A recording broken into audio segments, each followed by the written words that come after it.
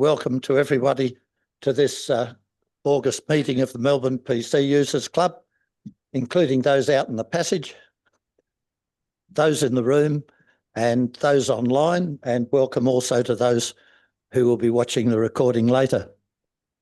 Our two guests are going to be online, and it's Danny and Karen. Are you there? Yes, we are.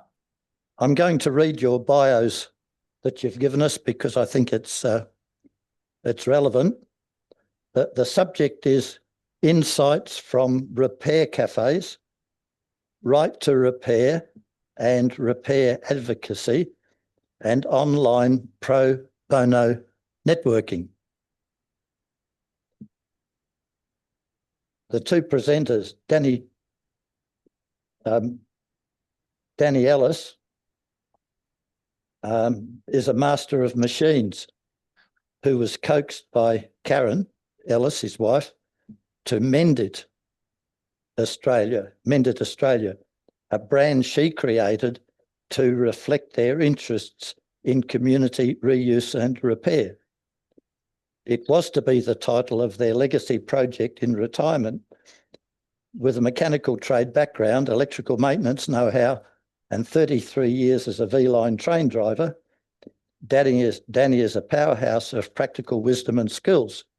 Decades ago, a passion for building computers sparked a hobby that now sees him enjoy repairing and refurbishing devices for their personal use, along with some for their family and the community.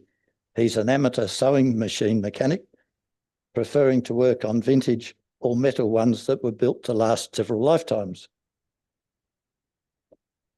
And Karen, his wife, is the founder of Mendit Australia, a leading advocate for repair culture and right to repair legislation. With a graduate diploma in community health and decades of experience in community advocacy, sustainability and social justice, Karen has driven MIA's mission to promote reuse and repair since 2015. She has contributed to numerous state and federal parliamentary submissions on repair policy and serves on the Australian Repair Network Steering Committee. Karen's work empowers communities to embrace repair as mainstream, champions legislative change, and promotes the environment and economic benefits of repair. And she's a dedicated mender of her own possessions. So I'm very much looking forward to hearing from these two people, and I think they're planning to organise it with a bit less initial presentation and a bit more interaction with us. Is that right, Danny? Yes, it is. Okay. Well, unless you've got any strong objections to what I just read about you, over to you. Thank you very much for that warm welcome, and we really appreciate being invited to speak to you all tonight. It's quite a journey we've had. We've met Kirsten Greed when she came out to Sunbury Library. We have a Sunbury SIG out there, so it was an opportunity for her to meet with the Sunbury SIG and to also meet with us to find out about what we do. And what we do is all pro bono in our retirement. So we don't get any money from any grants for what we do. And what it basically entails is, initially it entailed going to community repair cafes around Victoria. And that started in 2015. We were interested, and always have been interested, in repair, fixing and mending. We grew up that way, as many baby boomers did, I think. And we decided in retirement that we wanted to keep active and do something. And so we decided repair cafes were growing, and it was an international movement, started in the Netherlands in 2009 by a sustainability journalist, and it was growing. At the time, in 2015, there were about 900 repair cafes globally. Now, in 2025, there are around 4,000 repair cafes. In Australia, we have 110 repair cafes, and that's growing too. Victoria is leading the way with 45 of those repair cafes. They're not all called repair cafes. They could be fix-it cafes, they could be mend-it cafes, they could be repair labs. But the repair cafe movement is international, and you can join it. You can register to have a repair cafe under the global movement. Many choose not to register. They just want to do their own thing. So it's really quite a flexible movement. They usually run once a month. Some run them every 2 months. Some run them maybe, not in Australia, but overseas. They might have them twice a year. Again, that's flexible too. You could even run a repair cafe twice a week if you wanted to. So we really liked that idea of being flexible in retirement. We didn't want to be tied down to anything too formal. Any activities that were too formal required us to dedicate this day and that day, this time, that time. We really wanted to control our movements ourselves, and repair cafes offered a wonderful opportunity to do that.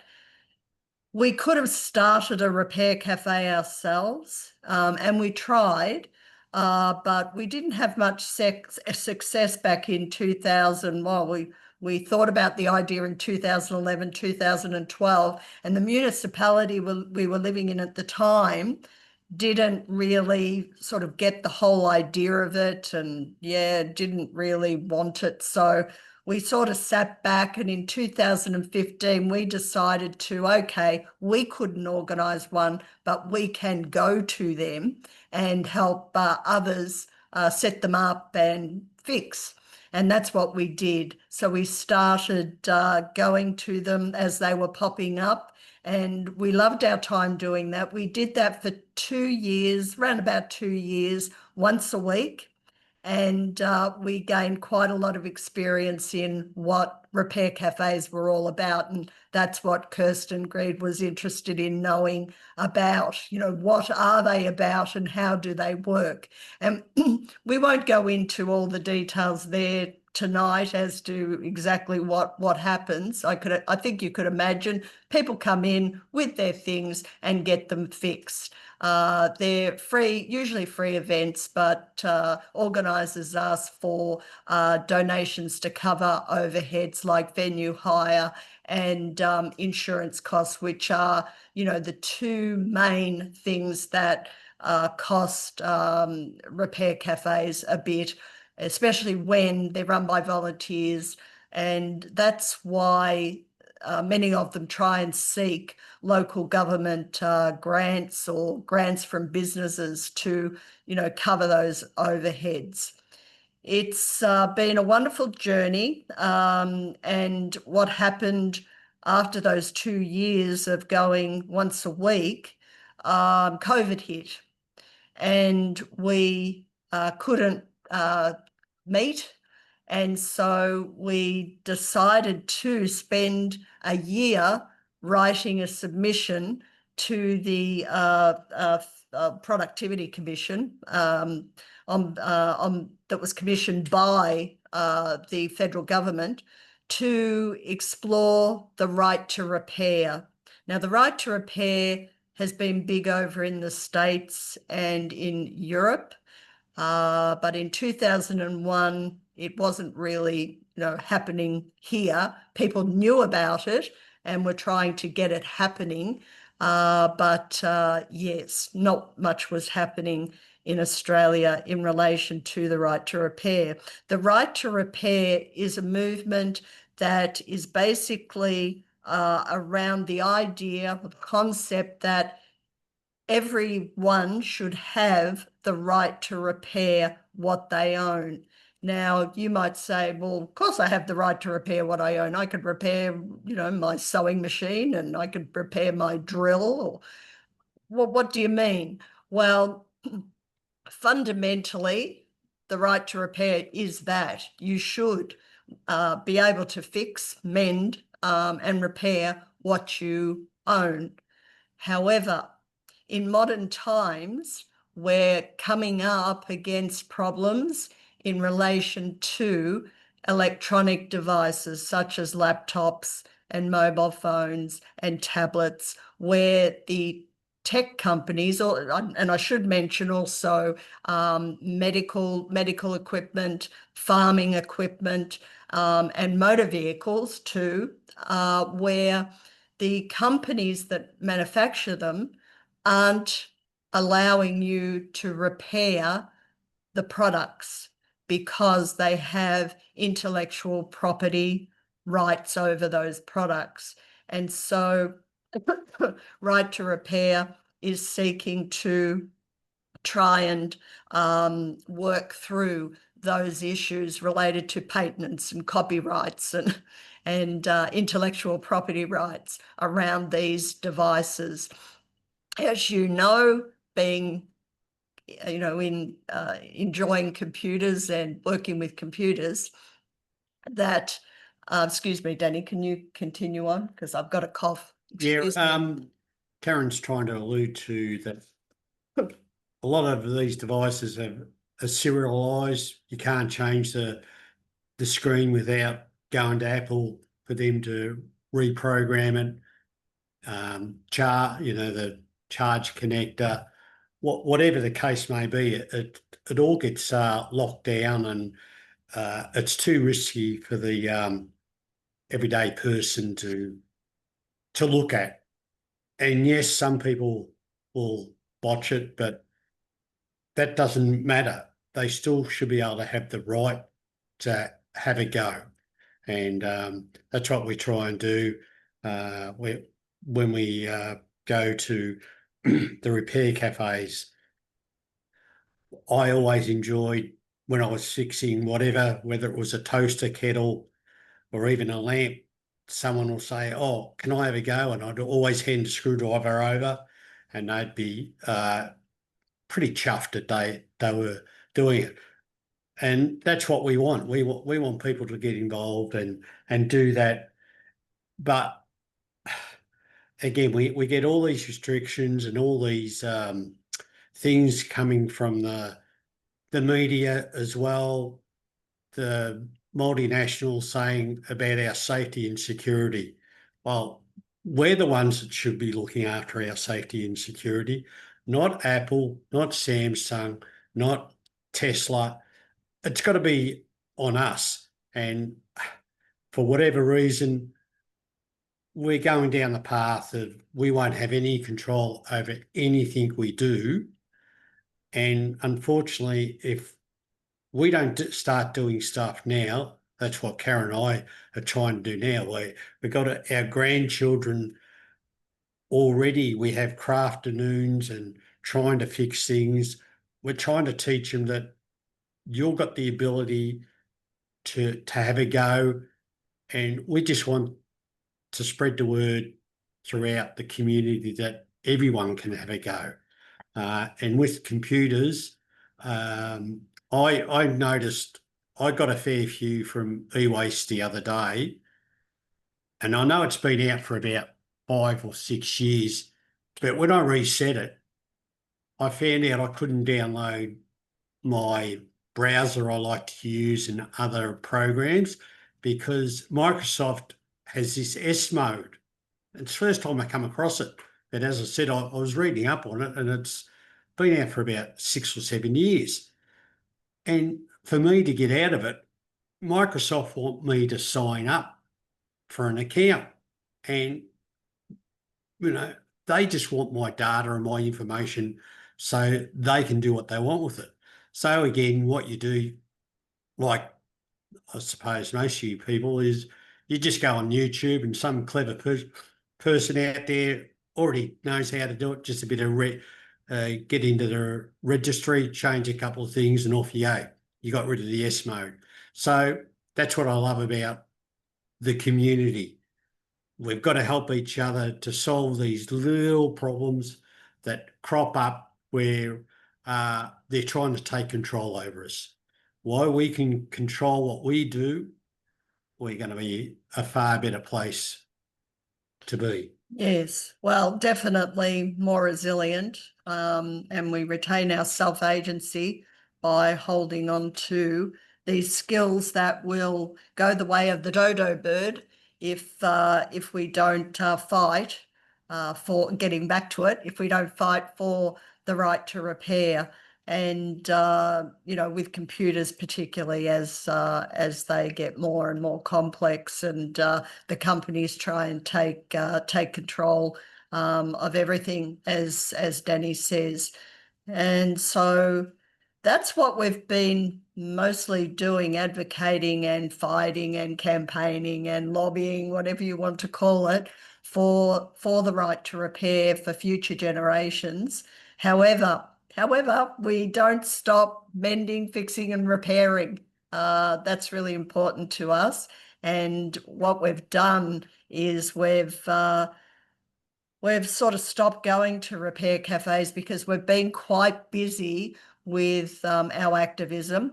However, we were missing, tinkering and repairing and fixing things, but we didn't want to travel these distances because, we went right around Victoria visiting these repair cafes. We could drive, 2.5, 3 hours to a repair cafe just to repair a couple of things. And you started to wonder, well, is that really environmentally friendly to be traveling 6 hours in a day to repair a kettle and a toaster? So what we did was we approached, first we approached Vinnie's, our local Vinnie's in Sunbury, and said, look, we've got this idea. How about we actually repair the electrical equipment coming in that you can't put on the shelves because it's broken. And, we sort of tried, we nudged, but they weren't interested in that, which is a bit of a shame because we believe they will go that way in the not too distant future. So then we approached our local council's waste management department and said, look, you've got crates of e-waste. We'd like to, help the community by going through those e-waste bins and pulling out what is reusable and see where we're at with, who's throwing what away in these e-waste bins. You'd think it would not be working. And so we started, a study, basically. It was just self-driven by ourselves. We weren't asked to do a study. We're not being paid to do this, but we just felt it was really important if we were going to look through the stuff and find stuff and fix it or clean it, and because it's reusable, to put in their tip shop for resale, we should look at some data and gather some statistics around, what we were finding. And of course, computers are there too. But most of the things we're collecting are electrical appliances or retrieving from the bins are electrical appliances, as well as, some computers and audio equipment, vintage audio equipment. And what we've found is 70% of what's being thrown in e-waste bins at the local recycling facility is working. And that was quite disturbing, but in a way not surprising. And so it was really, good that we were rescuing it, because that stuff was going to be downcycled or going to a recyclers to be basically shredded, crushed. And that's not the best way to be, you know, looking after these things that have taken, you know, quite a bit of resource to manufacture in the first place, and are often times quite well made, because, you know, as we all know, the older stuff has been made better. So at the moment, a lot of vintage audio is being discarded. A lot of, you know, beautiful equipment, a lot of tools, electric tools, Yes. and the tools are probably being discarded working because people are going to batteries. So those tools are in really good condition. And yeah, so air fryers, kettles, toasters, you name it, we're returning to the local tip shop, and that's actually at the site.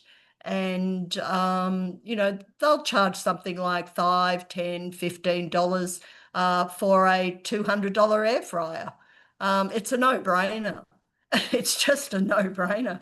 And here we are in Australia with a mandatory scheme that says, you know, this stuff has got to be shredded and crushed and destroyed. So it really is. It's an eye-opener for us. Not surprising, as I said, but an eye-opener in that we're getting access to quite a bit, and to actually see the brands that are either failing or not failing, being thrown at, brands that are repairable. We're collecting data on that, and you know, that's quite interesting. You know, the Kmart brand Anco, we're seeing quite a few of its lamps. They're all working.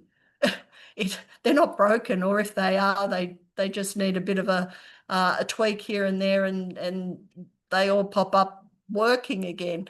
So, you know, people talk about fast fashion from Anco, or talk about, you know, fast electricals from Anco. A lot of it's working. So it's very, very interesting, and you might have some questions in relation to that.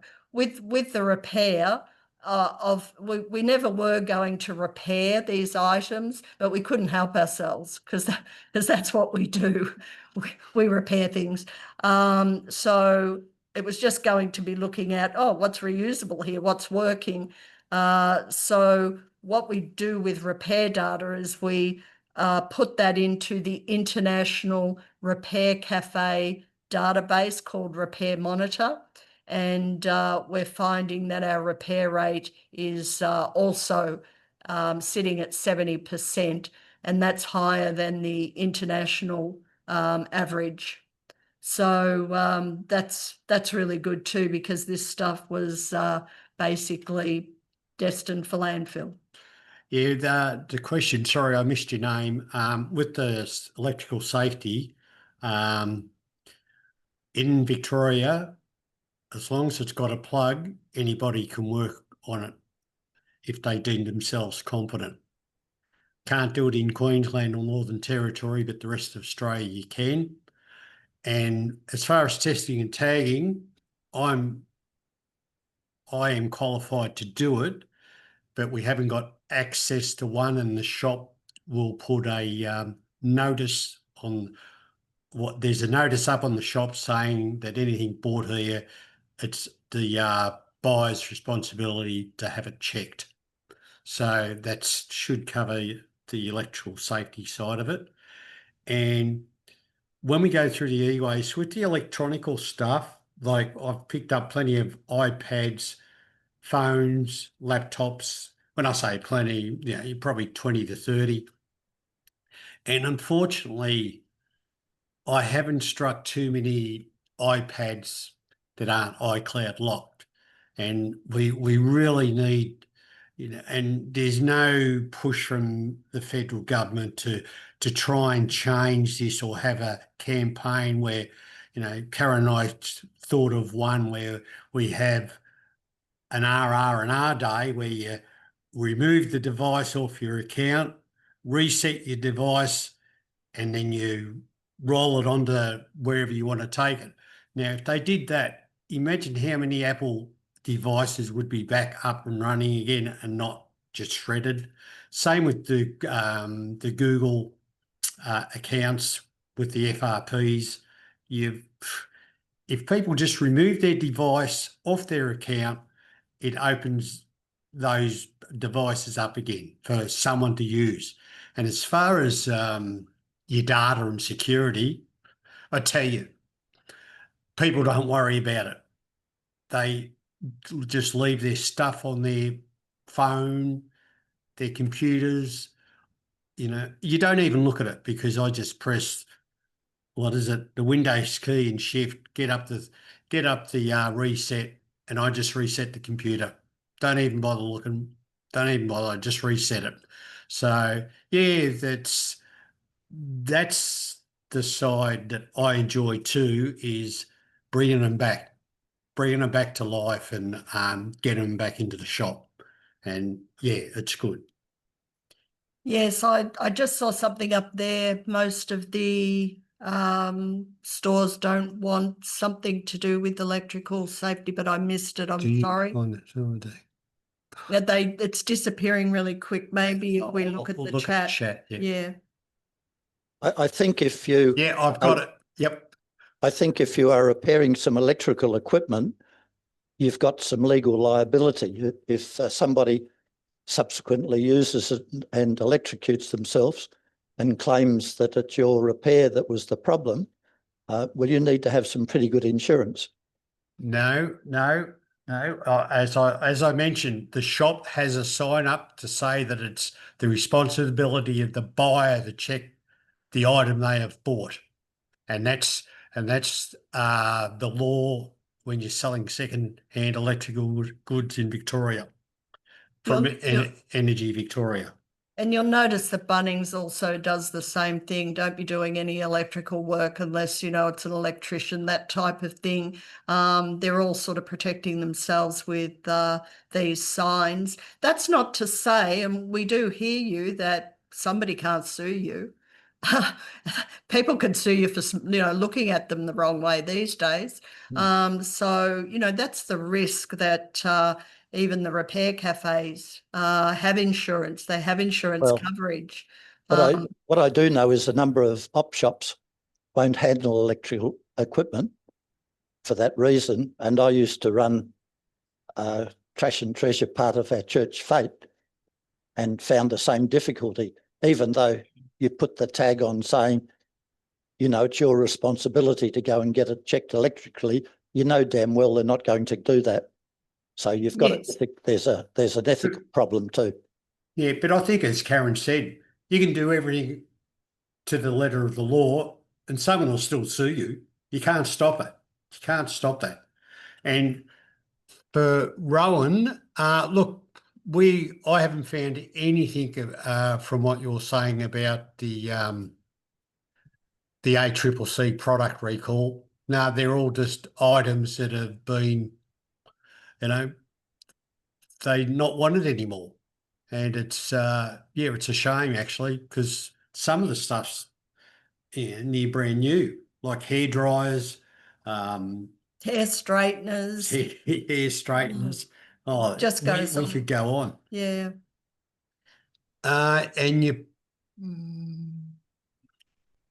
can I fix a printer?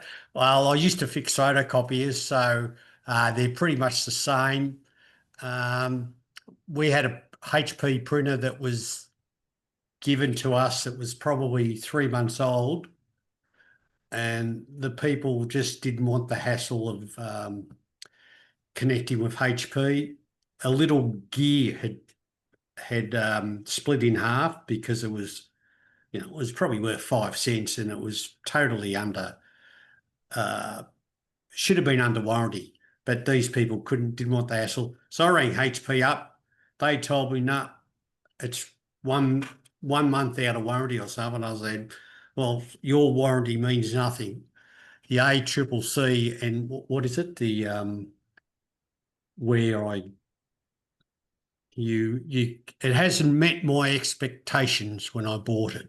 So Yeah, consumer affairs. the consumer affairs, sorry, and the they replaced it. $500 printer.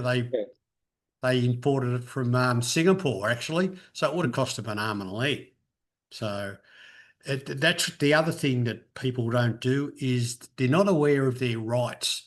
They think, oh, it's a month out of warranty, I can't take it back, but you don't worry about the warranty. You just ring up and say it hasn't met my expectations. You know, my mixer, it's 13 months old and the beaters aren't turning.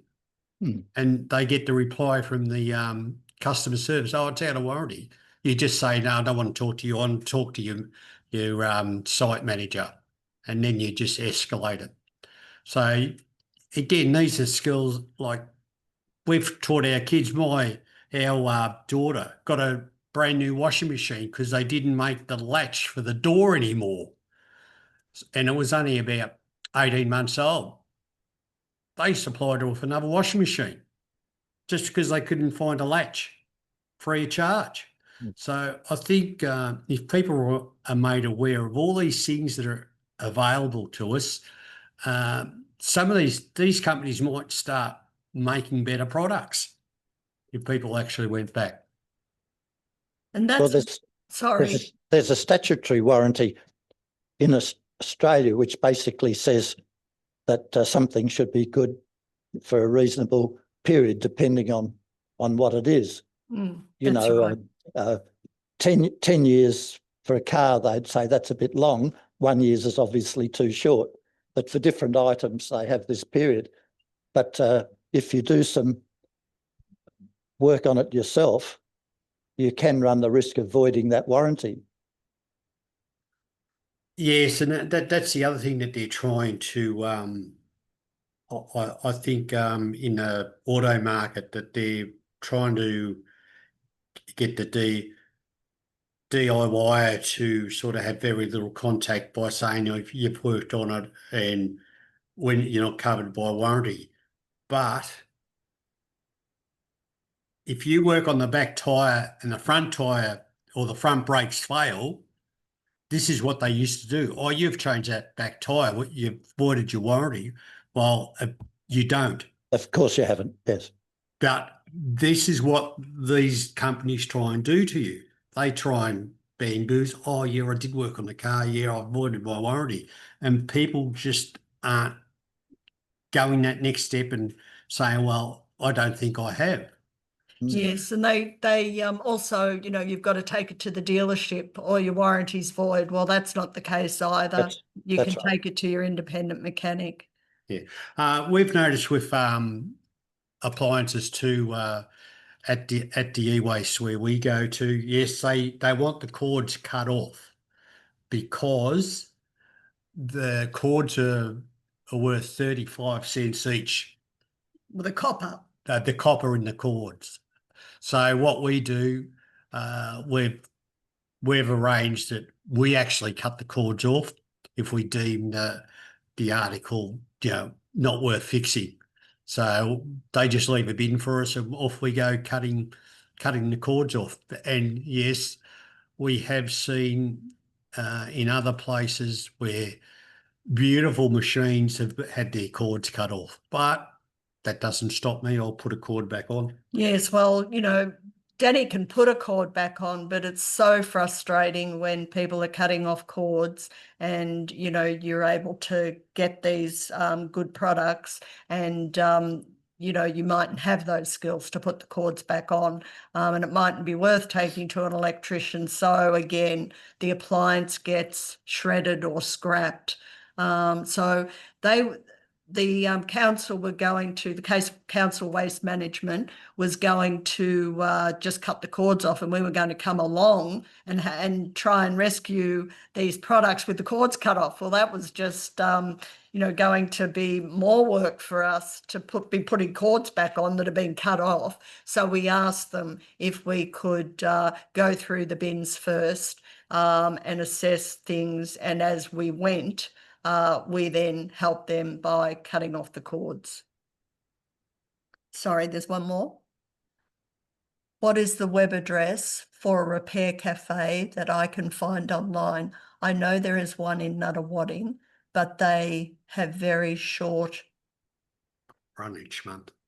run each month, yes. And look, that's the problem with repair cafes. The Nuttawading one, is that the one in Mitcham, Healthability? There's one in Ringwood, isn't there? And there's one in Ringwood. Yeah, there's a link. Somebody's put a link there. Sorry, my glasses aren't really great in this light.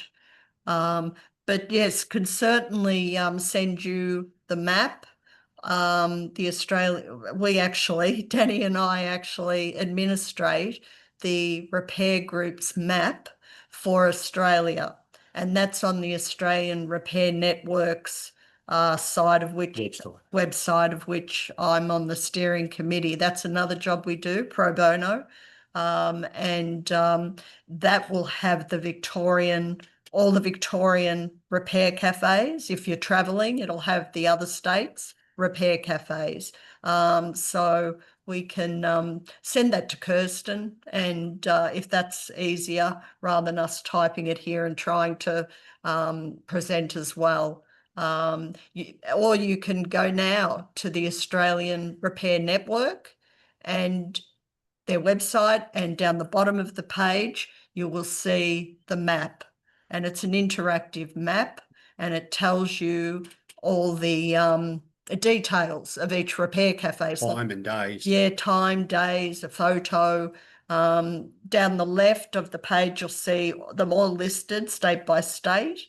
And any with a black pin are no longer running. So just so you know, they've died, black for death, which is unfortunate. But again, they do die because there's no succession planning, or there's no funding. The government, the council, whoever hasn't funded them, which is, a shame that it should be like that. They should be able to have funding all the time to deliver a free service.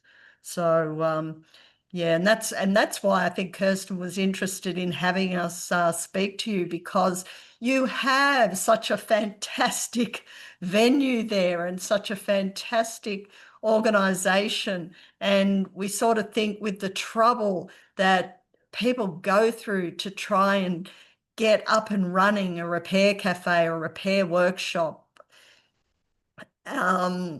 it's just unbelievable. They have to, run rings around themselves trying to get insurance, which can be difficult, venue hire, venues, free venues, volunteers, and you've got the perfect setup there to actually provide, some sort of support if you wanted to run some sort of repair program, workshop program. It's wonderful. I wish I might just butt in for a bit. I'm thinking makerspace, are there repair cafes that are like the front end to a makerspace or a community shed, so that people that might feel a bit intimidated going to join a makerspace or join a community shed, they could just pop in and get their kettle fixed and have a bit of a sticky beak around? Is that a strategy that exists anywhere? Yeah, absolutely. You talk like repair cafes, you can go in and you can watch. You don't have to even take anything in, but you're talking about a makerspace that does that, are you, Kirsten? Yeah, I'm just thinking there's a barrier, like if people feel lonely and they want to join a group of some kind, they don't want to sign up. They need a way to kind of check it out. And I'm thinking maybe repair cafes are a good way. I see. Yeah, that's exactly spot on. They are. They're not intimidating. You can either go in and have a cup of tea and some cake. That's often provided for free. And you can sit down and talk to people, or, just watch what's being fixed. There's often a line of people waiting for their things to be fixed. You can start up conversations And yeah, it's just a perfect opportunity to break down barriers and people don't feel intimidated. They love repair cafes. You know, we had a woman come to Repair Cafe just to mend her own things, just to sit there in the company of others. It's quite special, really. People start them up thinking, oh, you know, we're going to be, you know, saving stuff for the environment and all of this, and they find out they're actually saving people who are lonely. Yeah, Peter, answer your question. Yeah, with electronics, I just grab the multimeter and use my eyes, use YouTube before I go to forums, and I just find out the best I can, use the knowledge of other people as well to problem solve.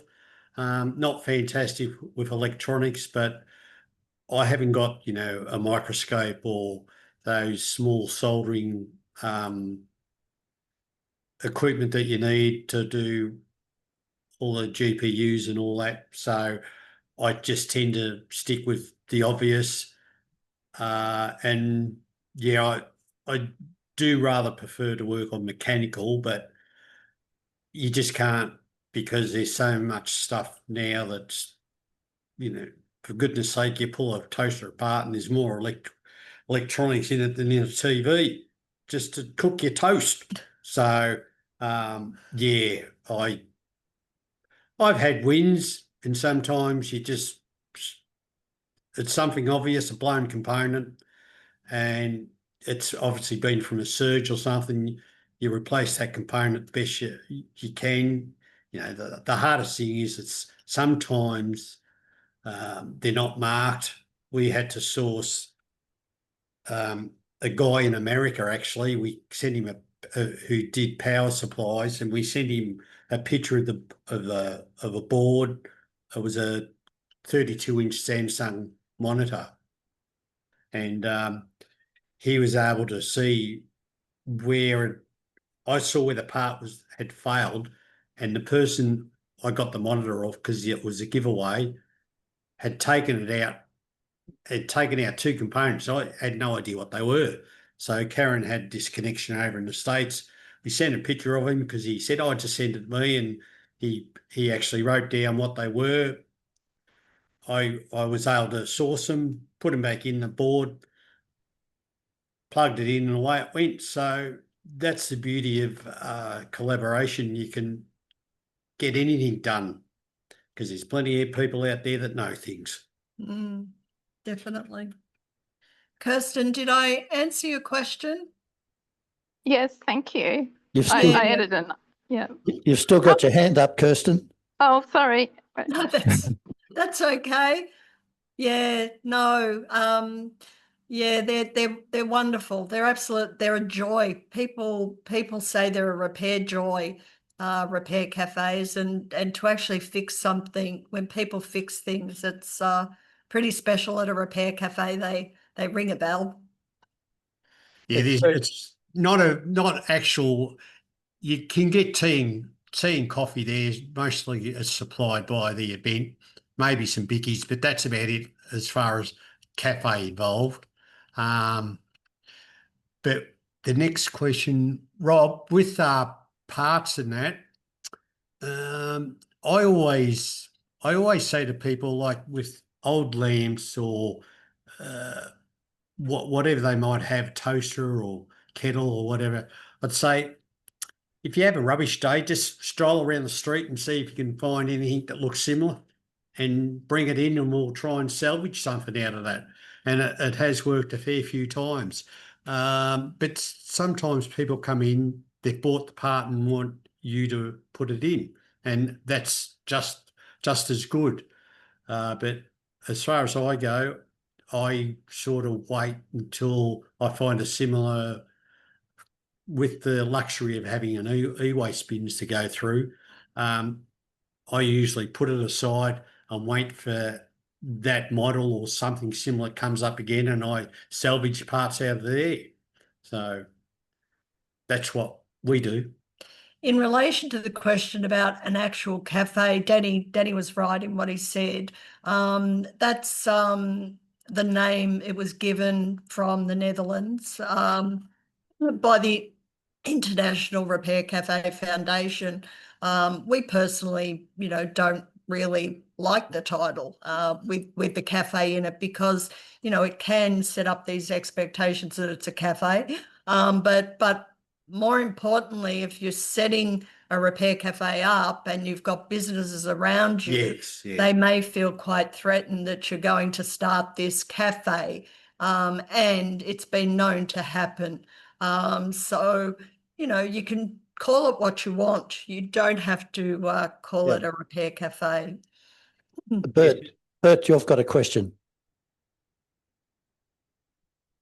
Well, it's more of a statement. I was asking about the repair cafe in Whitehorse, and they do have one, which is only open once every month, and I don't think they've changed it. And I just wondered whether there was any others around me, but Where's that one, Bert?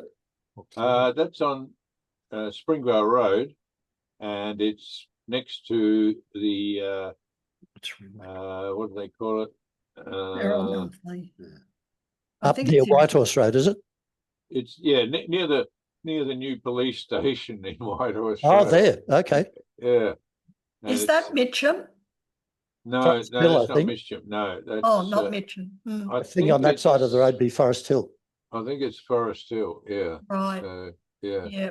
But That's the problem with them. And that's why, Danny and I sort of moved on a little bit from repair cafes and started advocating for, they're great, we love them, but we started advocating for reuse and repair facilities within the community, sort of think men's shed, but not men's shed, that it's inclusive of all, excuse me. Yeah,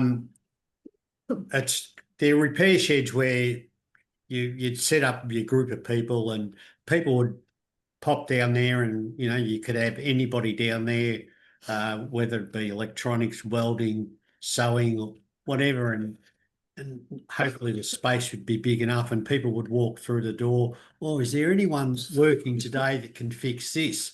And you're not you go down there on your own time, and I might be down there because they got a better soldering station than what I have and the microscope to look at stuff. Or 3D printers. Or 3D. And come in and say, oh, can you make this part on a 3D printer? And someone there'd say, oh, yeah, I can do that. That'd be pretty easy. So, and you're not sort of locked into Sunday at 2:00 at the third weekend of every month. So some people like that, but Karen and I have found that sort of you'd always get a birthday or you'd always get one of the grandkids or whatever the case may be. Something would always pop up and you'd have to organise it. But the Victorian government were talking about repair sheds, but not much has happened there. No, which is really unfortunate. And we've been advocating for them for many years, for at least a decade. And men's sheds are men's sheds. They've got their own niche. They're for men, for men's health. People have suggested, well, why don't you use the men's shed? But they're not keen for that either. And it is different. It's a different type of thing. Okay. Sorry, Danny. When you were speaking of the stuff you were finding at the tip that works, but that would be there because of obsolescence, wouldn't it? I've got 2 perfectly good SLR film cameras that cost me $500 or $600 each, and I can't bear to throw them out, but they're rubbish. Yeah. But no, No, the stuff we pick up. We don't see a lot of old cameras. Digital ones, yes. But it's plenty of digital ones. Also, the toasters and the kettles. There's nothing wrong with them. People Yeah. change their decor. So is that obsolescence? Yes, that's psychological obsolescence, that, yep. Pro bono networking. Yeah. So, the obsolescence, there's, several types: planned obsolescence that's planned by the manufacturers, but also, the psychological obsolescence where they say, you just need blue now, Yes. not orange, Fashion. it's blue. Fashion. Yes. Yeah, absolutely. Our online pro bono networking, Kirsten's asked about, because it was in the title of our presentation, and we do a lot of that.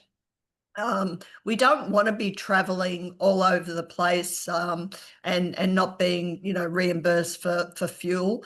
We're retired. We have our own expenses to cover, our own overheads in life to get by. So we like to stay close to home. So we think the best way for us to get the message across that we want to get across is, to be online. So we are online quite a bit. So that's Twitter. Well, it's X now. We're on Facebook, and spend a fair bit of time on LinkedIn, because that's more professional. It's more a professional network with that we really like. You can get your message across well there. And we're on Instagram. Yeah. So it's all online. It's all Yeah, good. promoting what we do. Coming back to repair shops, people could bring in anything from dolls that have fallen apart to toasters or computers. So there's no one person that's going to be capable of fixing all of those things. So you need a team of people to be available, don't you? With different skills. Yeah, the whole idea is that it just gets put out there that there's this workshop that you can come along to and do your stuff. People mightn't have a big garage, or they've got limited space at home, so they can come in there and do their hobby or whatever, or assist the community. And yes, you do need a few minds to get together and you create this sort of stuff, because what one person mightn't know, the other one does, and vice versa. So it's really good collaborating with other people, because they can look at something and see something totally different to what you see. And that's what it's all about. Same when you're looking at a computer screen and you'd say, oh yeah, what's that? And someone come along, oh yeah, that's what that means. And off you go. That's all you need, that little bit to get you going. And now we find it really good that working with and dealing with other people, because they're on the same path. They're just trying to help and reduce this wasteful society we live in. Just for some clarification, you were talking then about people coming and doing their own stuff, and there being a venue where they can do it. That's really men's shed stuff, isn't it? Isn't a repair shop where somebody else is doing the repair for you? Well, not necessarily. The repair shed, you could go down there and you could be doing something, and someone walk in and say, look, I've got this printer, it's not feeding paper. I'd say, yeah, I'll put down my stuff. I can go across and have a look at it. Oh, so it's just, you're down there with your set of skills and someone else is down there. And if someone walks in the door, that's the whole premise of this repair shed. You can go down and use it, but you can be there for help someone else out as well. Oh, okay. Yep. Thanks for clarifying that. And That's right. and Men's sheds too are a little bit different in what they do. You know, I do, or we do understand they're quite, you know, woodwork focused, are they? You know, not totally, but they are. Mostly they would be, yes. Yes, yes. So I am correct there. Correct me if I'm wrong. So thank you. And some have other skills and they might do it, but you know, repair sheds are more about, you know, across all sectors of trades, including, you know, having the ladies there with the sewing, the knitting, the crocheting, as well. Yeah. Yeah, I saw another comment there from Robin about batteries, and yeah, the way they just put these smallish items together, like the electronic toothbrush, they seal them where you can't open them up or replace the battery. And once these batteries die, you basically got to destroy the toothbrush to replace it. Whereas That's right. it's just a simple matter of putting like they do with kids' toys. You put a little door with a screw in it, and away you go. Mm. You know, just pull the rechargeable battery out and replace it with a new one. But nah, they got to lock them up, and that's why we're fighting for the right to repair. That's a perfect example. The other reasons too are, you know, repairers want manuals, service manuals. They don't want Yes. the user manual about, you know, how to clean the oven door. They want service manuals, how to fix the oven, for example. And a lot of manufacturers don't give you service manuals. So that's a push to get those as well with the right to repair. We oftentimes want service manuals with what we do. yep. Just go on.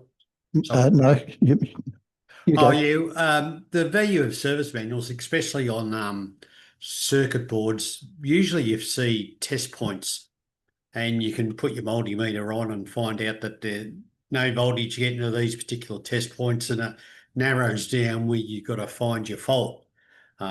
We used to do that with the photocopiers and that back in the 80s when I worked on them. So, yeah.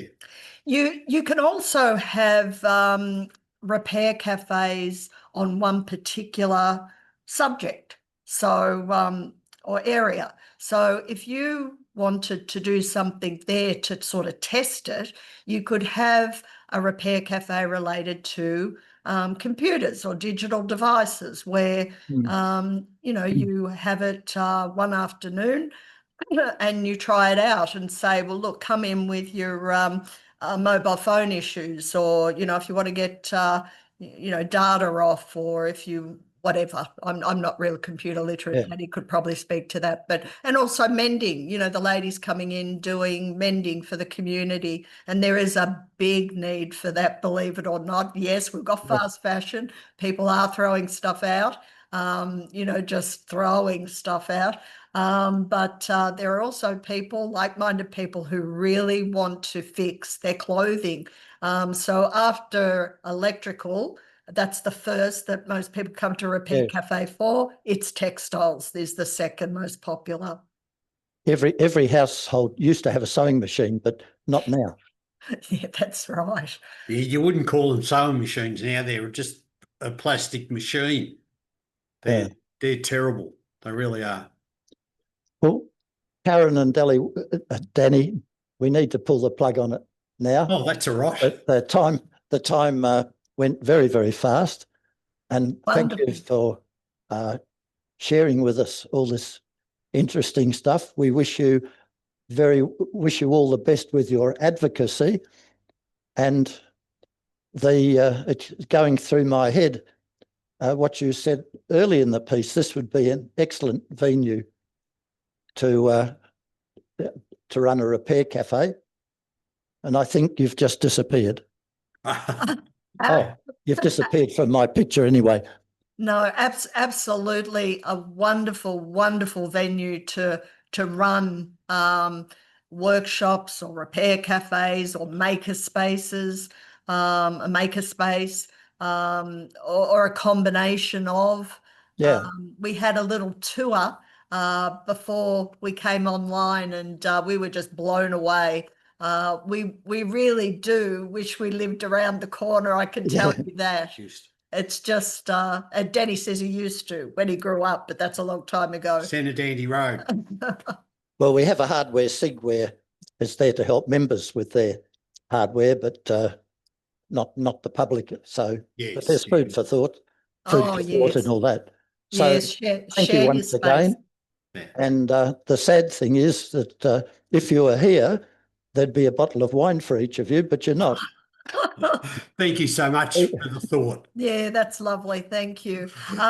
There are a few questions there. Kirsten can let us know, if we need to address any of those questions. We're more than happy to be contacted at any time, please, through Kirsten or yourselves individually. Okay, thanks so Then much. we can probably put the contact information in PC update, can't we? Yep. Someone said yes, that'll do. Okay. Okay. Well, thank you very much once again. Thank you. Thank you, everybody. Have a good night. Bye-bye. Bye. Hello, and here we go. Okay, this is going to be fairly brief. Couple of little items here. The club has had a subscription to Meetup, which is this kind of website for people to find places that will interest them to go to. Meetup has gone pretty bad in the last few years, and it was taken over by another company, and we've cancelled our subscription to that, which was costing us about $500 a year. So bye-bye Meetup. Okay, the next one, we've got a couple of initiatives that are happening at the moment, largely thanks to Kirsten, our secretary. The first one is we are working to establish in the former library room was going to be a craft room, but the person championing that has sort of faded from the horizon, across the horizon. We're going to attempt to set up a media room / studio. And the idea behind that is that young people these days do a lot of their quote unquote social interactions via Snapchat and YouTube and goodness knows what not. And so we're going to attempt to create a facility where they can come to generate their content with better facilities than they would generally have at home. So that's definitely a work in progress. We've got, we're actually at the moment formally looking around for somebody who's got the passion and the skills to become part of our club, basically, and help us set that up. The committee has allocated a budget for that for equipment, and we'll see how it goes. So that's quite exciting actually to see how that pans out. The other initiative that we have is we are taking on a team of 4 students from Monash University for their work experience exposure. There's a meeting happening next Wednesday, I think physically here in the rooms, and the youngsters are going to come around, and we're beginning, I'll say beginning to sketch out the lines of a project. Would it be about accurate? It's not sort of it's not quite cast in stone yet, but something that will be meaningful for them and useful for us. So that's another sort of technical / shall we say social experiment. That's what's happening basically. And just before I came in, I'm just going to share a little experience with you. I'm on LinkedIn. Now I use a unique email address for almost everything I subscribe to. I use Gmail, my Gmail name plus, in this case, LinkedIn. So I know if I receive a spam email, I know exactly where the leakage of my email address has been. And just before I came into the room, I received a spam email from someone, which I forwarded directly to abuse@linkedin.com. And 2 minutes ago, I had the acknowledgement back from LinkedIn that they are looking into it. So there's just a kind of little thing there that you can't with if you've got a G, and I think it works with the MelbPC email addresses as well, because they are basically Google Gmail addresses in disguise. So send yourself a test message with me@gmail.com, but me plus test or something, and see if it comes back to you. If you do, then when you subscribe to some new thing, it allows you, you can actually go back in then to Gmail, and you can say, if you receive anything to this address in future, just trash it. So there's a little tip there. Yeah. So I've been doing that for years. I've been using email address anonymizers for many, many years. So I once nailed some mob in Russia who was sending me spam for a similar mechanism. Put that in testing update. I could do so. Yes, please. Yeah. Okay. Yeah. That's a wider audience. Yeah. I'll try and remember. Remind me. I won't be here next month. I'm going overseas on the 1st of September, taking my daughter around to see a few countries. So I won't be here at the next monthly meeting. So you might have to go without a president's report that time.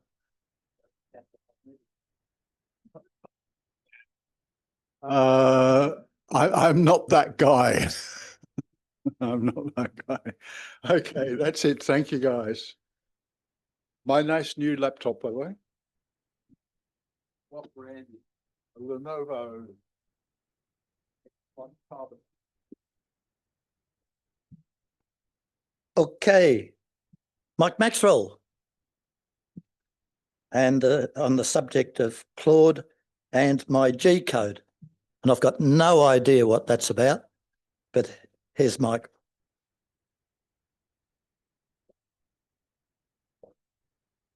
Well, thank you. I spoke a couple of months ago here on a project I was working on, and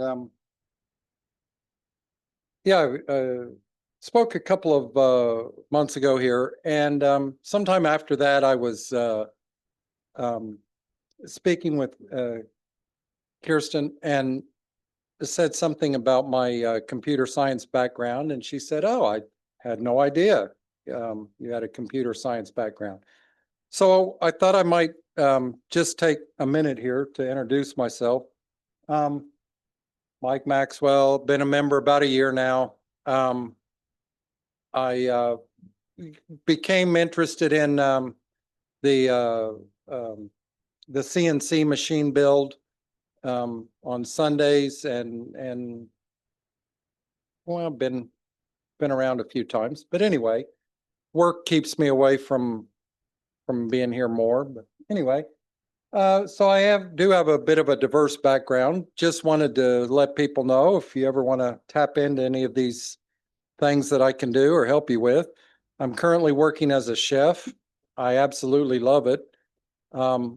I can honestly say that most days I look forward to going to work. I'm anxious to get to work, and that's pretty rare in this life. I do have a degree in IT, in computer science. Did some software development. Never really found my stride in that. Just wasn't. If I could have gotten a job. Hello?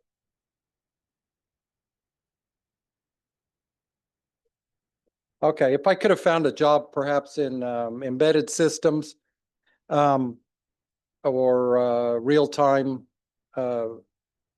systems, I think I might have enjoyed that. But anyway, c'est la vie.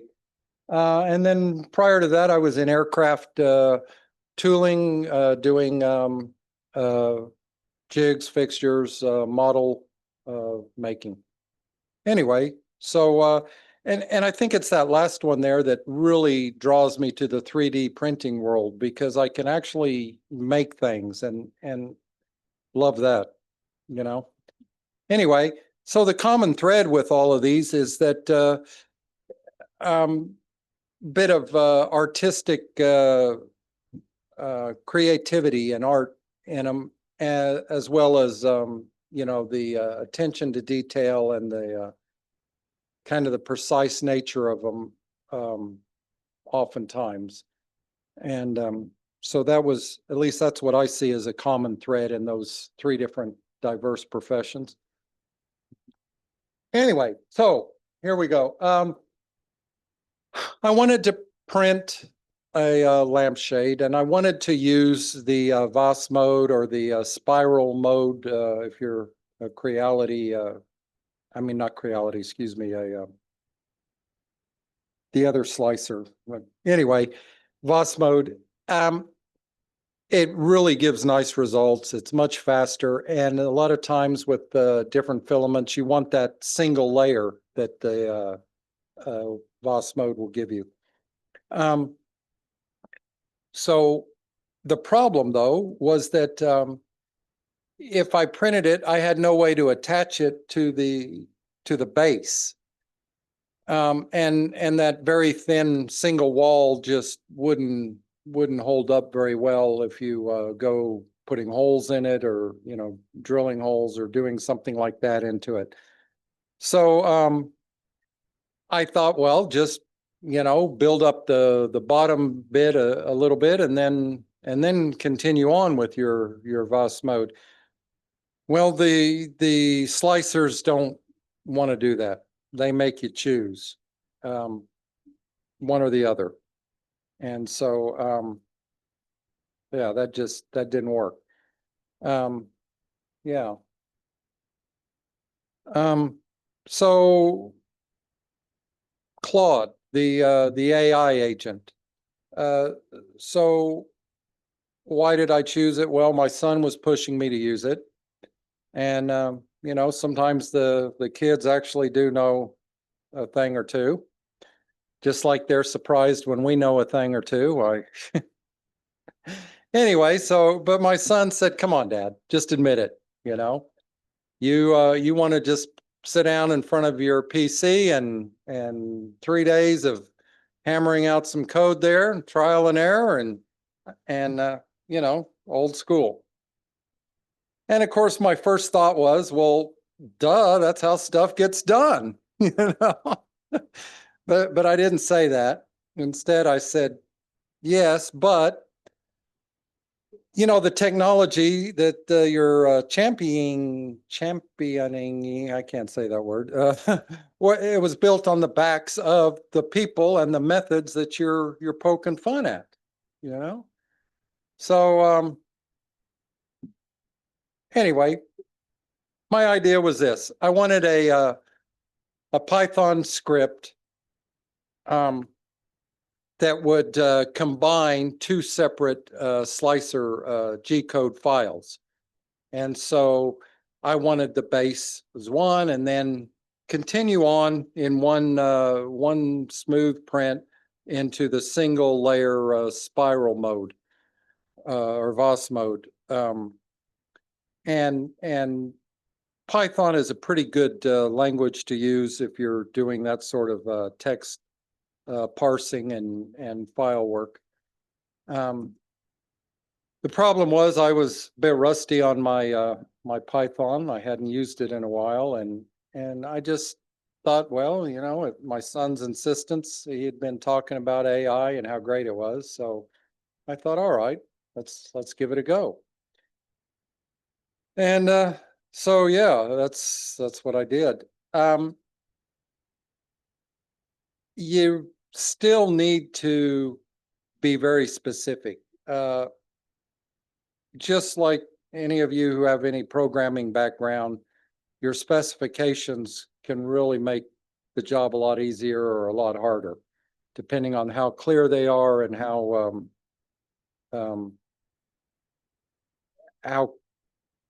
clear you are with them, you know.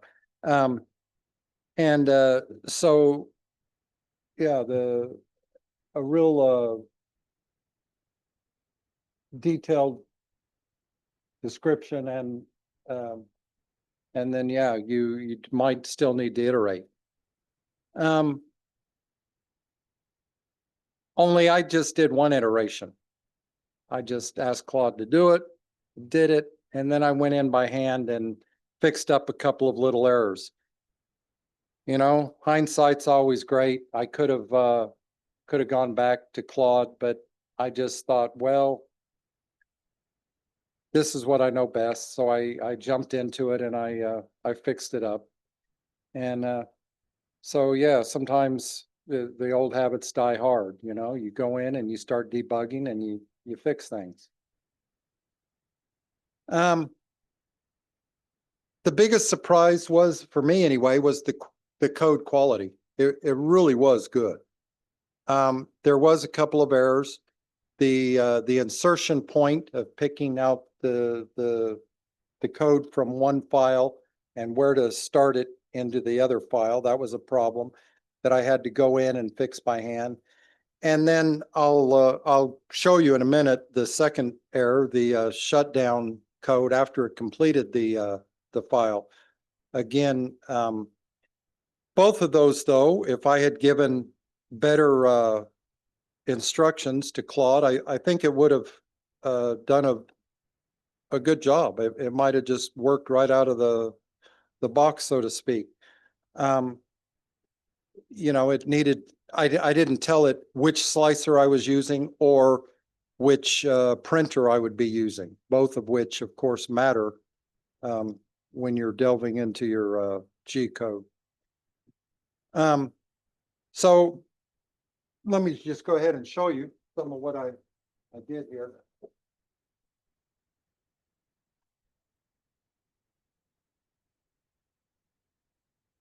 So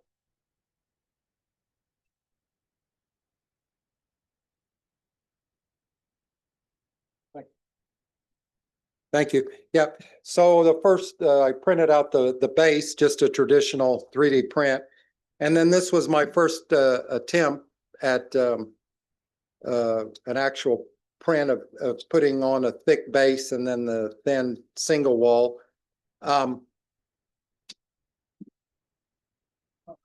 Just hold it up. Yeah. So yeah. So it came out great. There's one little flaw there, but that was where I didn't purge the previous filament good enough. But anyway, other than that, it was a proof of concept. I thought, okay, great, this works. So then I went and decided to try it on a full size print. And this is what happened. Printed, completed successfully, and then the head crashed down into it. That's where the exit code hadn't been tested out thoroughly. Didn't run into that problem with the little one, but the big one, yeah. So yeah, that's when I had to go back and fix that problem. But anyway, then I have gotten some successful prints here with using the method. So anyway, it's been fun. It's been a fun little project. I've got all new lampshades in my house now. Anyway, yeah, so another thing Kirsten said when I showed this at the monthly, what's it called, potluck, and she asked me if I would talk tonight on it, and I said, okay. She said, well, be sure and include your interaction with Claude. And what she was referring to was an anecdote that I relayed to her about the Claude's follow-up. And it came back and asked me how my project had gone and if it was working and what the errors were and how we could improve next time. And so I was pretty impressed with that, actually, that you know, any good assistant should do just that, right? Come back and ask you, well, work all right? Can, you know, everything out? Anyway, and so I wanted to show you this next part. Some of my takeaways here, yeah, don't abandon the collaboration too early. Go ahead and iterate a few times, and the quality was good. It's still problem solving. You still have to have that logical mindset in being very systematic on defining exactly what you want your code to do. and then also the generational wisdom. You know, my son was right about embracing it. It really did save me a lot of time in the long run.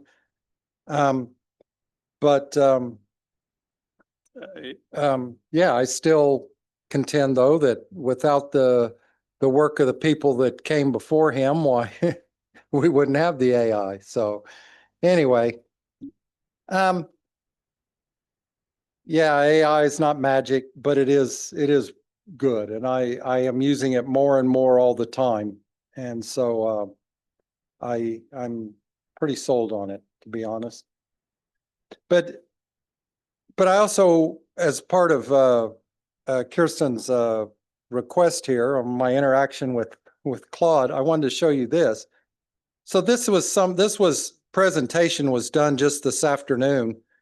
And I thought, well, since I'm talking about Claude and AI, why not use Claude and AI to do my presentation? And so this presentation was done. Now I did have to do some of the formatting by hand, but the words there, everything on the screen this evening was generated by Claude. Of course, you know, I did have to give it some input, but anyway, but some of this, like, so as you see, it's, what do you call this? It's being very, you know, it's kissing up to me, but you know, the exchange between your son captures a really important point that will resonate with your audience there, and things like that, you know. But it is nice that it gives you some feedback, and then also, like, what was this? Yeah. So it came back and asked me, well, how many iterations did it take? And you know, was there any surprises? And so again, it was following up on this previous project of the GCode, you know, asking these questions. So again, I was pretty impressed with that. Anyway, so yeah, that's about it.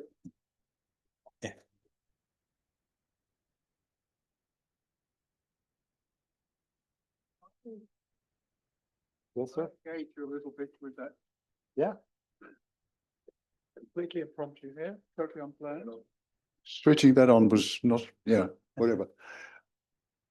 I mean, yeah, you know, I've used AI quite a bit too, and I'm not going to steal your show, but one of the things, and tell me what you think about this, one thing I find a little, well, it's very ingratiating. It's obsequious to the extreme. And sometimes I want to say, hey, back off my land. I don't live in 1600 Pennsylvania Avenue. But when you put the prompt to it, you tell it what you want, it never comes back and says, hey, give me a bit more information about that or a bit more information about that. It will try to find a solution that fits whatever you've told it. Have you found that? Absolutely, you're right. And in fact, even worse than that is I found sometimes, you know, I apologize. I had a picture that I was going to show you tonight, and I didn't include it. It was another vase design where I used some AI artwork, and to your point, it would actually change the prompt. It would say, well, I'm filling in these details that you seem to have left out. And in some cases, it actually changes the meaning. And so you have to go back and reread the prompt after it gives you the answer, because it changes the prompt and spits out the answer almost instantly, or, you know, before you could react. And then you do have to read that prompt and see what it was actually going on, because sometimes it has changed the prompt. The one David here recommended, Ninja, it's an aggregator of different AIs, and it's good and bad at that very thing, and changing the prompt. And sometimes it works to your favor and sometimes it doesn't. So you really, you do have to check up on it. And I did have to go back a couple of times and say, no, that isn't what I said. That's not what I want. Do what I asked the first time. And it did. It'll come back and say, yes, sir, you are so smart and, Yeah, and wonderful, and what yeah. a brilliant insight you Oh, have that there. was such a good idea. Yeah.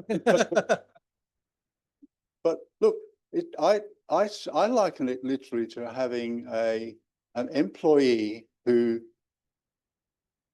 knows a lot about the topic, but isn't terribly bright necessarily. Occasionally will sort of shine, but if you're going to employ a sidekick of a person, you've still got to learn how to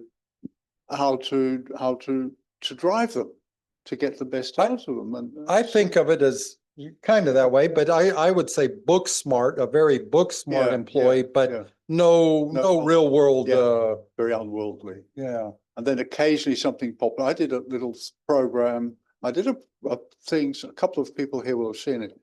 I did a talk to a Probus meeting, and I decided to make a little thing where you could touch a color wheel on your phone and it would change the lights on the physical object, all programmed through AI. And so I tried, you know what a color wheel is? It's when you've got this big circle with all the different colors of the rainbow and you touch on it and that's the color you program. Well, I struggled with that. And I said, we want a color wheel. And I said, I want the headline on this little page that comes up on the phone to say color wheel control of LEDs. And at one stage, I finally gave up on the color wheel thing. It just wasn't working. I said, okay, just put in some buttons and said red, green, blue buttons instead. And it did that. It made the red, green, blue buttons and changed the headline to color control through buttons. Completely unbidden. So sometime, yeah, I see your prompt there. Okay, we're running out of time, whatever. Okay, thank you guys. What is the time? It's 10 till. Okay. 10 to 9. Right. I just want to butt in on the back of that very good presentation about 3D printing and the AI. I've used AI a bit in other things, but not with 3D printing. So I'm looking forward to giving that a try. But Wednesdays at the club here in Moorabbin, on the calendar, 1st and 3rd Wednesday of each month, come down and learn all you need to know about 3D printing. And we're happy to sit there and talk to you about AI as well. So just reiterating that. I'd like to hold up your lampshades just in case they didn't see them properly. The dodgy one, the failure. Yeah. How cool is that? Pretty good.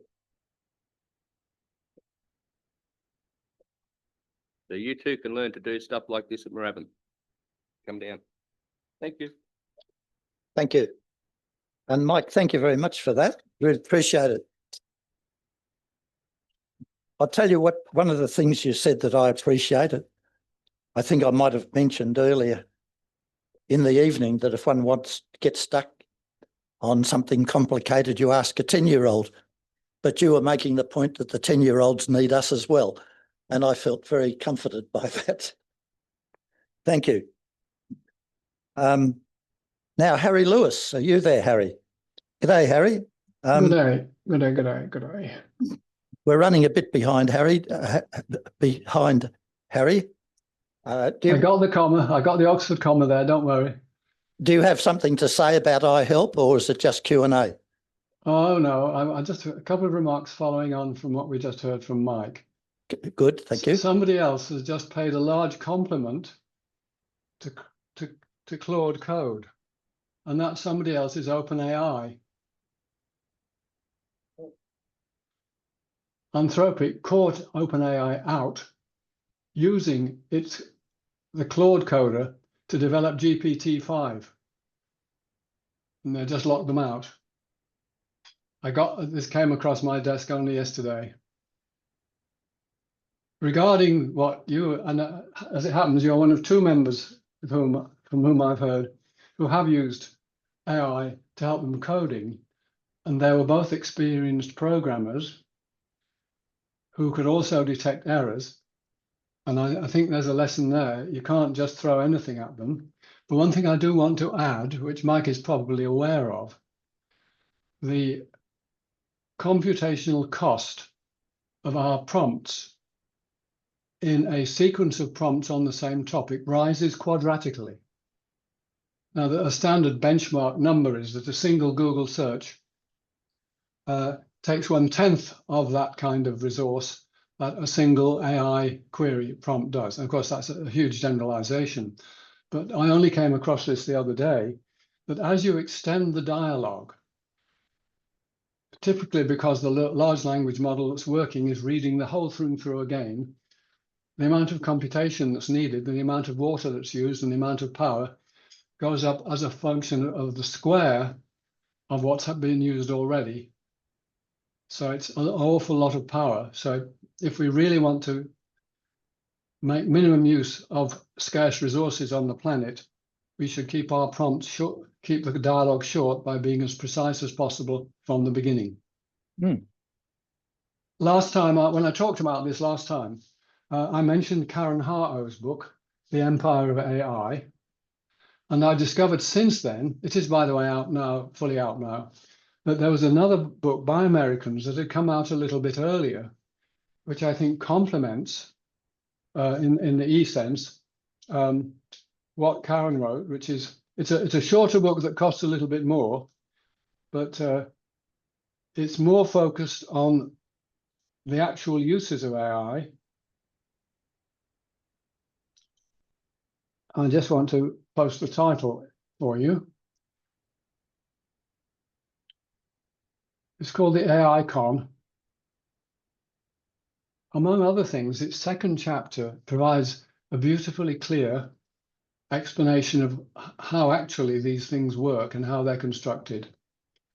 The authors are clearly aware as well of the great human cost of producing what we think is done by a machine. That's nothing like that at all.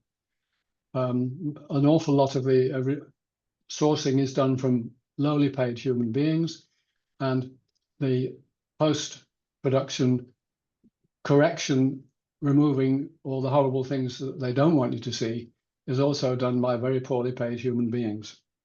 There is an extreme example, and I unfortunately can't remember the name now. There was an amazing program that was doing wonderful things for programmers, I think. It turned out to be about 50 Indians behind the scenes. It really was one of those. Like Clever Hans, the horse, if you remember Clever Hans, who could count. And it eventually was discovered that he was subject to subtle cues from his minder. So you've got to be very careful in this territory what you take for granted, I'm afraid. I will, for what it's worth, if anyone missed what I said about Karen Hartow last time, here are the main references which I'll post now. The book name and also the very helpful interview, which is 1.5 hours, which is a lot less time than it takes you to read the book, I promise you. Not that the book isn't worth reading, but it goes all, an awful lot has to do with the developments within OpenAI around Sam Altman and so on. The other book doesn't have much to say at all about that side of things. So there we go with Karen. Now I'm just going to carry on to something else now. And if anyone wants to come back to this after 9 o'clock, you're very, very welcome. I'm looking at, I've got 1 minute left. Just to remind everybody about Windows 10 and Windows 11.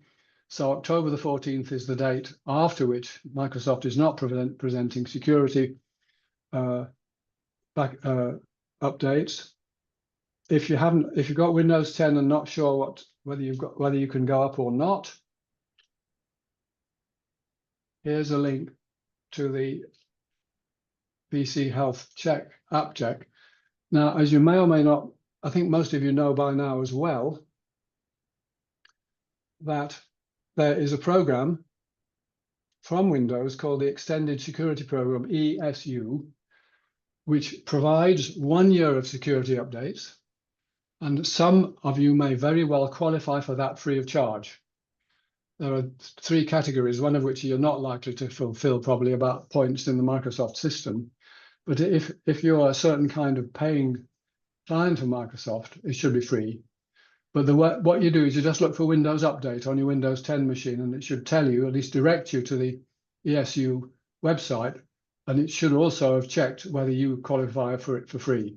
So if you're in that department, Windows 10, not quite sure, use the update checker. upgrade checker, sorry.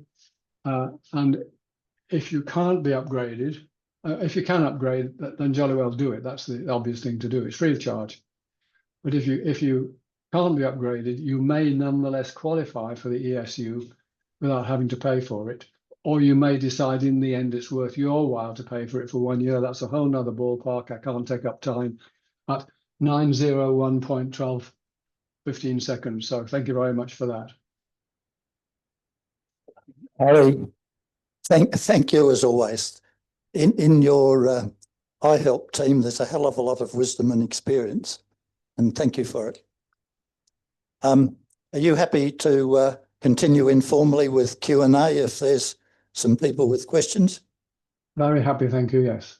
Okay, then you can see hands online. Yes, sure. You don't need me to... No, you go home and have a well-deserved hot cocoa or whatever it is we have. Thank you, Harry. And at this stage, we will stop the recording, declare our meeting formally closed. And thank you very much, Harry, for continuing on. You're very welcome.